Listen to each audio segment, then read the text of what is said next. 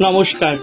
Ramakrishna TV YouTube চ্যানেলের পক্ষ থেকে সকল মা, বাবা, দাদু, দিদা, ঠাকুমা, ঠাকুর দাদাদের জানাই অনেক অনেক ভালোবাসা, প্রীতি ও আন্তরিক শুভেচ্ছা।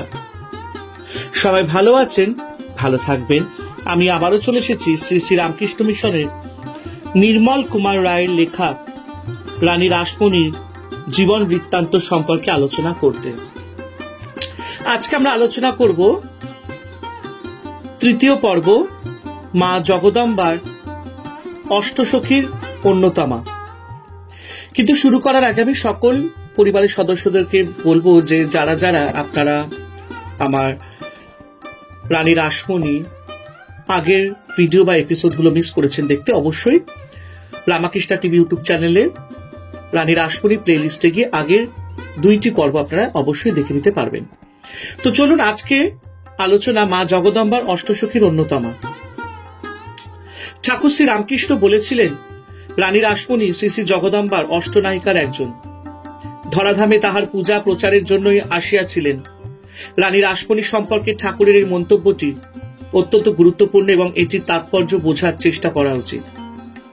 মা জগদম্বার এই সখীতত্ত্ব সম্পর্কে বাংলা সাহিত্য ও ভক্তি সাধনার অন্যতম প্রথিত কীর্তি বঙ্কিমচন্দ্র সেন মহাশয় তার লোকমাতা রানী রাসমণি গ্রন্থে শাস্ত্র সম্মতভাবে যা বিশ্লেষণ করেছেন সেটিকেই সর্বশ্রেষ্ঠ জ্ঞানে হুবহু উল্লেখ করা হল। রানী রাসমণি মায়ের অষ্টসখীদের অন্যতমা। তাহার এই স্বরূপটি কেমন? বৈষ্ণব আচার্যগণ বলিয়াছেন, শ্রী রাধারানীর পূর্ণ ব্রহ্ম শ্রীকৃষ্ণের পূর্ণ শক্তি স্বরূপিণী। ললিতা, বিশাখা, চম্পকলতা, তুঙ্গবিদ্যা, ইন্দুলেখা, রঙ্গদেবী, সুদেবী ও সুচিত্রা, এই ৮ জন তাহার অষ্টসখী। পরম পুরুষ এবং পরমা বা মূলা প্রকৃতি উভয় অভেদ তত্ত্বে প্রমূর্ত অখিল রসামিত মূর্তি পুরুষোত্তম শ্রীকৃষ্ণ।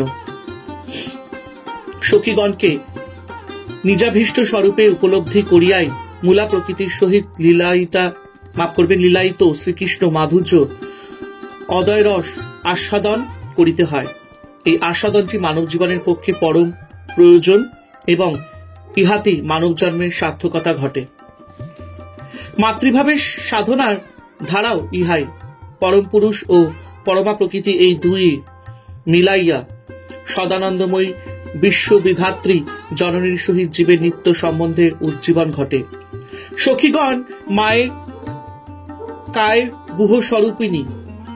ইহাদিগকে অবলম্বন করিয়াই মায়ের সন্তান স্নেহ অখিল বিশ্ব ব্রহ্মাণ্ডে বিস্তার লাভ করে। ব্রহ্মাণ্ডের সংখ্যা কত? কোটি কোটি ব্রহ্মাণ্ড। মায়ের সখীগণও কোটি কোটি, তিনি কোটি পরিবৃতা। এই কোটি সখীর মধ্যে ৬৪ জন প্রধানা বলিয়া অভিহিত হইয়াছেন। ইহাদের মধ্যে আবার ৮ জন প্রধানতমা। তাহারা হইলেন ব্রাহ্মী, মাহেশ্বরী, কৌমারী, বৈষ্ণবী, বাহারী, ইন্দ্রাণী, চামুণ্ডা এবং মহালক্ষ্মী। এই ৮ জন প্রতি ব্রহ্মাণ্ডে মাতৃগণের সমষ্টি স্বরূপিণী। মা হইলেন নিঃশেষ দেবগণের সমূহ মূর্তি। গীতায় শ্রী ভগবান বলিয়াছেন, দৈবী হস্যা গুণময়ী মম মায়া দূরত্বয়া। দেবগণের শক্তি বহুরূপে আমাদের মন, বুদ্ধি এবং অহংকারকে আবৃত করিয়া রাখিয়াছে। এই শক্তি নিঃশেষিত হইলে তবে আমরা অদ্বয় চিন্ময় আনন্দের রাজ্যে অনুপ্রবিষ্ট হইতে সমর্থ হই। আমাদের সহিত সমান তত্ত্ব সম্বন্ধ উদ্দীপিত করিবার উদ্দেশ্যই অসুর নাশিনী দনুজ দলিনী রূপে মায়ের খেলা শুরু হয়। মায়ের ভয়ঙ্করী মূর্তি দেখিয়া আমরা অভিভূত হইয়া পড়ি। প্রকৃতপক্ষে মায়ের শুভঙ্করী নিত্য স্বরূপের বীর্য এবং মাধুর্যই এই রূপের মধ্যে সত্য এবং নিত্যভাবে বিরাজ করে। সন্তানকে বন্ধন হইতে মুক্ত করিয়া লইবার জন্যই তাহাকে উন্মাদিনী হইতে হয়। ডাকিনী যোগিনীগণ তখন তাহার সঙ্গিনী। মায়ের এমন প্রগাঢ় মমতার তাপ আমরা বুঝিতে পারি না, উপলব্ধি করিতে পারি না। আমাদের সহিত তাহার সম্বন্ধের ভাবটি বিশ্বব্রহ্মাণ্ডের রুদ্রারূপে মায়ের এই খেলাটির তত্ত্বভেদ করিবার জন্য আমরা জ্ঞান বিচারে প্রবৃত্ত হই। প্রকৃত প্রস্তাবে যিনি রুদ্রা রূপে আমাদের অনুভূতিতে জাগিয়াছিলেন, তিনি নিত্যা গৌরী এবং ধাত্রী স্বরূপে উজ্জ্বল।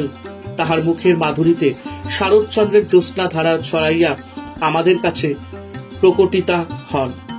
সন্তান সুখাওই সততাং নাম বলিয়া তাহার চরণে আত্মনিবেদন করে। এই অবস্থায় সখীগণ পরিবেষ্টিতা মায়ের মূর্তিটি কেমন? মাতৃ মাধুর্যে সমূহ রূপিণী ইহাদের আচরণই বা কিরূপ? দেবী ভাগবতে বেদব্যাসের উক্তিতে এই রহস্য উদ্ঘাটিত হইয়াছে। তাহার মুখে আমরা ব্রহ্মলোকের ঊর্ধ্বেও মায়ের চিন্তামণি ভূমিময় ধামে অষ্টসখী পরিসেবিতা মায়ের লীলার পরিচয় পাই। মহামুনি বেদব্যাস এই ৮ জনকে মায়ের দূতি বলিয়া অভিহিত করিয়াছেন। সখী এবং দূতি এই উভয়ের মধ্যে পার্থক্য শুধু এই যে, সেবিকা স্বরূপে মায়ের সেবাতে নিযুক্ত থাকায় দূতিগণের স্বভাব। ইহারা কেহ মাকে তালবৃন্ত লইয়া ব্যজন করিতে তৎপরা থাকেন, কেহ বা সুধাপূর্ণ পানপাত্র হস্তে লইয়া মায়ের সেবার জন্য অপেক্ষা করেন, কেহ বা তাম্বুল পাত্র হাতে লইয়া দাঁড়াইয়া থাকেন, কেহ ছত্র চামর ধারণ করিয়া সেবা করেন, কেহ আয়না, কেহ কুমকুম লইয়া অপেক্ষা করেন, কেহ বা পাদ সংবাহনরতা রহেন। ইহাদের নাম অনঙ্গরূপা, অনঙ্গ মদনা, মদনাতুরা, ভবন বেগা, ভুবন পালিকা, সর্বশিশিরা, অনঙ্গ বেদনা এবং অনঙ্গ মেখলা। ইহারা সকলেই মায়ের কার্যে সর্ববিধ কুশল সম্পন্না। বৈষ্ণব সিদ্ধান্তবিদগণ উল্লিখিত ৮ জনের সহিত তাহাদের সাধ্য স্বরূপ সর্বোত্তম সারতত্ত্বের সম্পৃক্ত ভাবটির অদয় চিন্ময় রসে বুরত হইয়াছে। ইহা উপলব্ধি করিবেন, এই মাধুর্য রসের সংস্পর্শেই ভগবৎ প্রীতি আমাদের অন্তরে পরিস্ফূর্তি লাভ করে। প্রকৃত প্রস্তাবে রানী রাসমণি মাতৃশক্তির বিগ্রহ স্বরূপিণী, মাতৃশক্তির সমূহ মূর্তি। আমাদের জন্য মায়ের মায়াই তাহার জীবনে আমাদের কাছে ব্যক্ত হইয়া পড়িয়াছে। সমূহ বিজয়ী আবার মায়া বীজ আমাদিগকে এই সত্য অন্তর দিয়া স্বীকার করিতে হইবে। মায়ের সন্তান আমরা মাকে পাইলে বিশ্ব জগৎ মাকে পাইবে। অপ্রাকৃত ধামে মায়ের সখীদের লীলার পরিচয় আমরা পূর্বে দেখিয়াছি এবং দিয়াছি। অনন্ত ব্রহ্মাণ্ডের সহিত তাহাদের সংযোগের কথা বলিয়াছি, কিন্তু প্রত্যেকটি ব্রহ্মাণ্ডে অন্য কথায় আমাদের এই জগতের সহিত মায়ের সখীগণের সম্বন্ধ কি, এইটি আমাদের জানা দরকার। তাহা হইলে বিশ্ব জগতের কল্যাণের মহাব্রত লইয়া মায়ের সখী বা দূতি স্বরূপ রানী আসিয়াছিলেন, আমরা তাহার এই স্বরূপের পরিচয় পাইব। অতঃপর ওই গ্রন্থেরই এক স্থানে উল্লেখ করা হয়েছে, প্রকৃতপক্ষে আমাদের সর্ববিধ দুর্গতির কারণ এই যে আমরা মাকে ভুলিয়াছি, কিন্তু আমাদের জন্য মায়ের কাজ প্রতিনিয়ত চলিতেছে প্রতি ব্রহ্মাণ্ডে তাহার সখীদের দ্বারা। বস্তুত সখী আর দূতি একই। সখীগণ সর্বভাবে মায়ের সহিত সমধর্ম বিশিষ্ট। বিশ্বজননী নিজেই সখীরূপে বিশ্বজগতের প্রত্যেকটি সন্তানের জন্য নিজের স্নেহ সম্পর্কটি জাগ্রত রাখিতেছেন নিজ বীজে, নিজের অব্যবহিত একত্বে। পরিশেষে ওই গ্রন্থেরই রানী রাসমণির মাতৃ স্নেহের ফল সম্পর্কে বলা হয়েছে, এইভাবে বাংলাদেশের শক্তি সাধনায় মায়ের প্রেমের খেলাকে প্রমূর্ত এবং পরিস্ফুট করিয়া তোলাই রানী রাসমণির জীবনের সর্বাপেক্ষা উল্লেখযোগ্য অবদান। তিনি তাহার জীবন সাধনায় এবং আদর্শের শক্তি সাধনার অপভ্রংশজনিত অনেক জটিল গ্রন্থি হইতে বাংলার সমাজ জীবনকে মুক্ত করিয়াছেন, ধরাইয়া দিয়াছেন তিনি সোজাসুজি মাকে। অব্যবহৃত একাত্মায় মাতৃভাবের স্বভাব ধর্ম আমাদের জীবনে নিষ্ঠিত করার মধ্যে তাহার সাধনার বীর্য এবং মাধুর্য নিহিত ছিল। সেই বীর্য এবং মাধুর্য ক্লৈব নাশিনী এবং কামরূপিণী মা বাঙালির চিত্তে জাগিলেন, বাঙালিকে বল দিলেন। বাংলার নবযুগের উদ্বোধন ঘটিল।